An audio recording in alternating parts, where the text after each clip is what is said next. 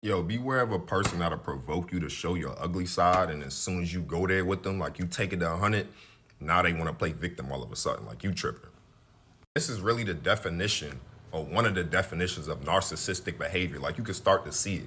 People that literally want to get up under your skin just to get that reaction. They're gonna point all the finger at you once you reacted, looking like, see what you did? See what I told you? I was right. Nah, motherfucker. You need to learn who to play with and who not to, for real, for real. Some people only gonna do what you allow them to. That's the crazy part about it. So you keep letting them pick at you, eventually it's gonna start to eat at you and it's gonna change how you react to certain situations because you're a human being, you're not a robot. Nobody could take a certain amount of toxicity before they just flip shit. Crazy because I done caught myself in this situation multiple times and I had to check myself like, damn, why do I keep reacting to this shit? And it's because it really don't make no sense. It's like this person knows it don't make no sense, but they also know it's gonna get you out of character. So once they be able to get that reaction, that's all the satisfaction that they need. These types of individuals are some of the worst and most dangerous people to be around because you never know what's gonna happen next. You never know what situation they're gonna put you in. They spent their whole life doing no self-work, not being accountable. Probably wasn't even forced to be accountable for the shit that they do, so they think is normal. Then destroy every relationship that they didn't have, friendship, everything. And now I come to you. You gotta recognize everybody ain't gonna play with you, man. Some people, when you provoke them, they're gonna give you exactly what you're asking for. Why the narcissist plays the victim. Make no mistake, if a narcissist is playing the victim, they are trying to manipulate you. The only variables are for what specific reason are they trying to manipulate you. And there's usually two common scenarios a narcissist will play the victim in. One, when you are trying to hold the narcissist accountable, or you're mentioning to them how one of their actions made you feel. Instead of taking accountability, the narcissist will play the victim in order to get the attention on them and their feelings and off of you. Because when they do that, they don't have to take accountability and responsibility for their actions. Another situation is maybe you're trying to break up with a narcissist, and then the narcissist will play the victim in order to try to guilt trip you into staying, and they are trying to manipulate you to feel bad for them and make you second guess your decision. But in both cases, it's manipulation. Let's talk about 4 gaslighting tactics that the narcissist will use on you. And if you're new to hearing me speak, I used to be in an 18-year narcissistic abusive relationship, so trust and believe I know a little bit on what I'm talking about. And if you like this video, make sure you're liking, make sure you're following me. Number 1, they withhold the truth to cause doubt and confusion. And they will do that to manipulate whatever story comes out of their mouth. This is why a lot of times we question everything that we think or believe when we're in a narcissistic relationship. They want to cause that sense of confusion to make you feel like you're crazy, so then you just give in and you just believe and go along with whatever story they create. Number 2, they make you question your story and what you remembered about a situation. Even though your memory remembers it so clearly, they will make it seem as if you're crazy for what you remember to be true. Making you do then what? Questioning your sanity, as if something is wrong with you. Number 3, they will use their charm and their love bombing to divert whatever it is that you bring towards them. When you are bringing something that you know that they did wrong, or you caught on to something, and they do this so they don't have to take accountability for anything that they got caught doing, or you're trying to bring to their attention. They don't have to take accountability for it because they will literally manipulate you into you steering a different direction. Number 4, they invalidate your feelings and your thoughts. They will then call you too sensitive, right? Literally belittle you and make you feel like if something again is wrong for you feeling the way that you feel or thinking the way that you think. Y'all, with all this that this person does, you have to understand they have patterns, they have tactics that they use on whoever that they're with to mold them in to who they want you to be. That you are not allowed to be yourself. After the love bombing phase is over and you're in that devaluing stage, now your job is to literally be a doormat for them to walk all over you and treat you however the heck they want to treat you, and you be there and you tolerate it. You have to stand in the facts to understand you're dealing with somebody who has a personality disorder, and through that personality disorder, they don't want to change, right? They rather just move on and change to a different partner and start the cycle and the pattern all over again. This is easier for them. This is why a lot of people say, oh yeah, but what if you help the narcissist to go get help, or that person wants to get help? No, they don't want to get help because they're so used to having this pattern of doing whatever they want to do to people and then moving on to the next and moving on to the next, which then allows them to keep that pattern without having to take accountability for anything that they do. The more you understand what I am sharing with you, that you're not the only one out there going through what you're going through, and what you're going through is not normal, and what you're going through is you're dealing with somebody who has a personality disorder and will not change and it will not get better, is the more you can stand in the facts to work on you.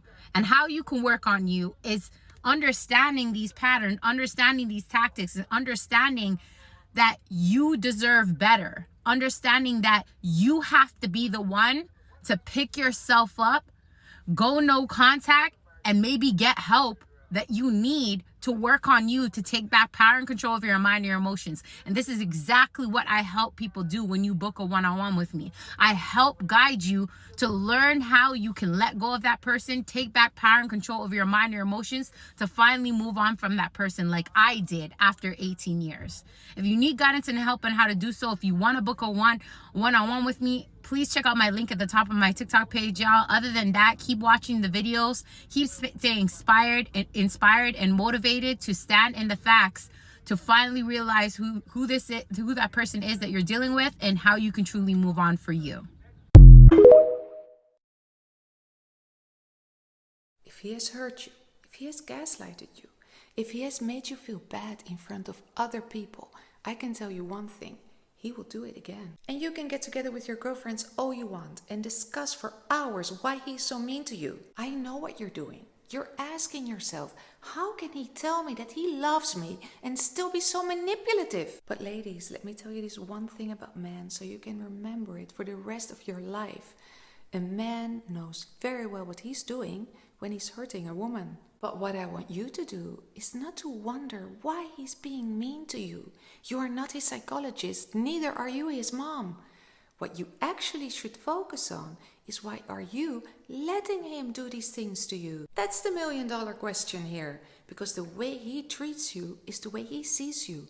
But the way he sees you is a direct reflection of the way you see yourself. He only treats you like that because you deep down inside believe that this is all you are worth receiving. So stop asking him why he's not treating you right and start treating yourself like a person you love. Why won't his baby mama mind her business? Because he playing both sides. Say this post. Whether you're the new supply, new baby mama, wife, fiance, whatever your role, he is intentionally setting the ex up, carefully guiding her to her new position of sitting in the corner, his go-to emotional support. When he got her carefully nestled into the position of being his emotional support system from you, because yes, he's telling her you abusive and you crazy, it's checkmate. He boosts her confidence, telling her how crazy and violent you are to him, giving her the illusion and the false sense of satisfaction that she better than you. Meanwhile, it's a huge drain on your confidence, because no matter what you do, it's never quite good enough. Trust me, he keep that baby mama, that ex, whatever, in the picture on purpose. It's a mental reminder, honey, for you never to step too far left or too far right. Psychologically, he has both of y'all exactly where he wants you. Both of you are meant to remind the other that he has options and that he the prize. And no, you don't say he the prize, but you act like it. You behave like it. How do you beat him at this game? Don't engage. Don't take the bait. Let me give you 3 tips. Number 1, when the narc want to talk bad about the BM or the ex, you know, when they having their little spat, don't say not one word. Matter of fact, change the subject. You don't want to hear that shit no more. They over here arguing and shit. Don't nobody care. Number 2, don't keep them apart. If they want to be together, let them. They want to take their kids bowling, skating, whatever. Let them do it. Don't stand in their way. Number 3, and this is real important. Stop seeing the BM as your enemy. That's his main objective. But is she your friend? Hell no.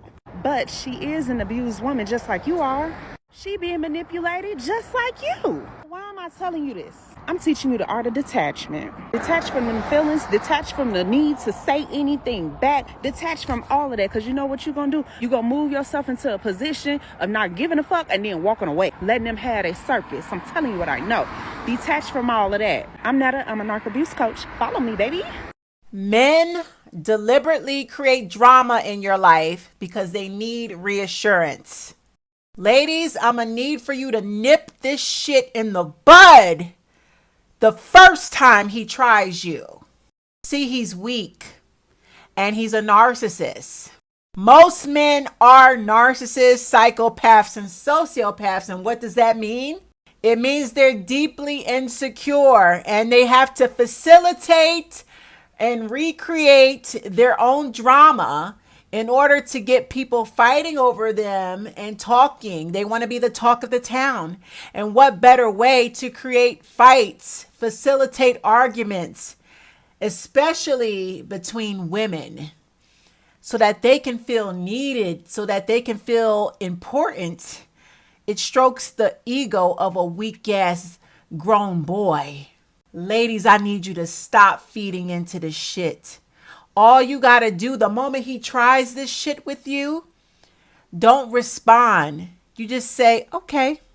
And you walk the fuck off and you block him. You block his raggedy ass fucking family, any mutual friends, anything tied and connected to him got to get cut, blocked, and fucking deleted. See, when he tries to get you to argue with his mama, he might say some slick shit like, my mama said she didn't like when you said that to me. My mama don't like your cooking. My mama this, my mama that. Yeah, he wants you and his mama to fucking fight and argue over him because he needs to feel important and special. He wants 2 women fighting over him. Don't you dare fucking feed into that bullshit. Or when he does some shit like this. My baby mama texts me late at night. I don't know what she wanted. Yeah, he wants you to react to that shit. He wants you to contact his baby mama and say, bitch, what is you contacting my nigga for?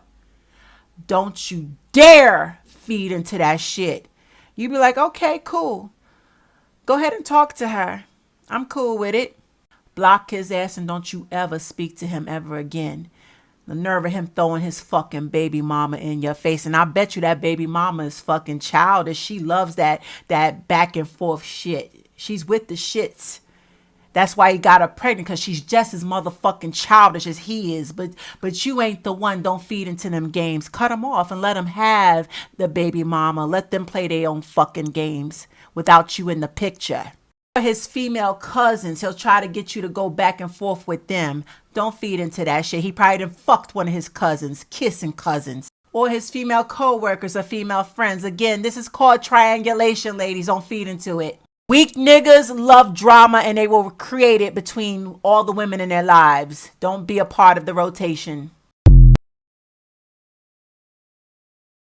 This is your friendly reminder that the silent treatment is a control tactic. By giving you the silent treatment, they're not only punishing you for doing something that they didn't like, but they're also conditioning you to not bring up any hurts or grievances. They are trying to control the current conversation, whatever led to the silent treatment, and future conversations by showing you that if you do something I don't like, I will create an emotionally unsafe environment for you, thus threatening the stability and safety of your relationship. Please understand that this is an intentional tactic to trigger your abandonment trauma. So you abandon your wants and needs, run to them for safety, and bend to their wishes. So how do you respond to the silent treatment? Well, it's a childish mind game. You don't play it. You ignore it and you roll on with life. And by ignoring it, you'll learn to self-soothe and self-validate, giving your inner child the space to trust that you know what's best. Over time, the silent treatment will become boring and predictable, I promise you. And when that happens, you will decide to find somebody with more emotional maturity, someone who wants to participate in a reciprocal relationship, not a dictatorship. The moment you give in to that person who's giving you the silent treatment is the moment that you let them know they still have control over you. Those times when a person gives you the silent treatment, it's not just simply because they don't want to talk to you. It's a form of manipulation. They can exert control over you by cutting the communication or revoking access to them, because what are you going to do?